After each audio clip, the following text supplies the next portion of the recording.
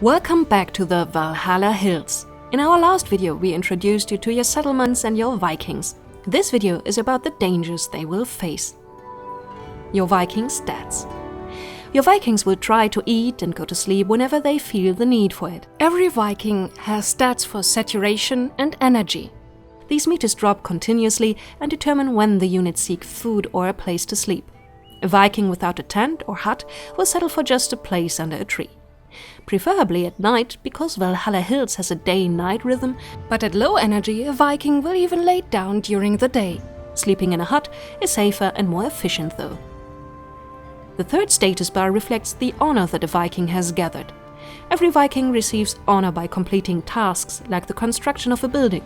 Everyone who helped here gets points. The most honor is of course gained by defeating enemies in battle.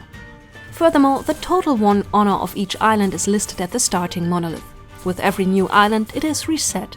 Not so with the personal honor of every single unit. It stays untouched even when changing to a new island, since the Vikings are practically immortal after Valhalla closed its gates. Even if Carla here should fall in battle, she'll be back on the next island and may take another job for recovery. Fights and portals. Wildlife and randomly distributed supernatural enemies render an island an unsafe place. If you decide to construct facilities close to enemies, your workers will be attacked. Take countermeasures by building military camps. In these camps you can decide with a click how many units of which type you'd like to recruit. Subsequently, Vikings will trail to your camp. They will craft the weapons you ordered or get them from a craftsman as long as they can find the necessary materials or facilities in reach of the camp. You will want to keep in mind that war camps are movable, so you will be able to strategically move them to the vicinity of the necessary raw materials. Beer is the ultimate means to strengthen your soldiers for battle, so it pays off to temporarily put your war camp next to a brewery. When going into battle, you simply move the camp closer to your enemies. The soldiers will automatically attack when they see an enemy. Even ordinary workers will go to war if it becomes necessary, but they also tend to run away and are not nearly as powerful as armed troops. You do not control your troops' movement directly, but you are able to intervene by drawing paths or by triggering a retreat by moving your camp once again.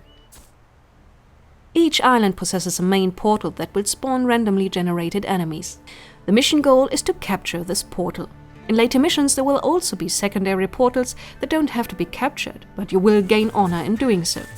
As soon as you activate the portal, enemies will emerge to attack your Vikings when they move within reach. Of course you can directly attack with your soldiers.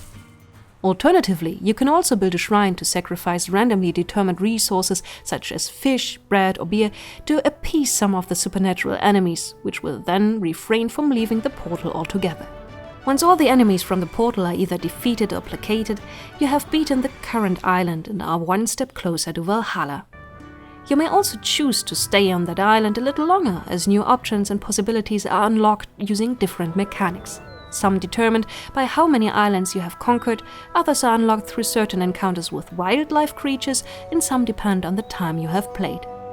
Thus you are able to determine which inventions and possibilities will be ready to use for your Vikings when they drop down from the skies on the next island. Of course, the achievements and unlocks are always transferred to the new island.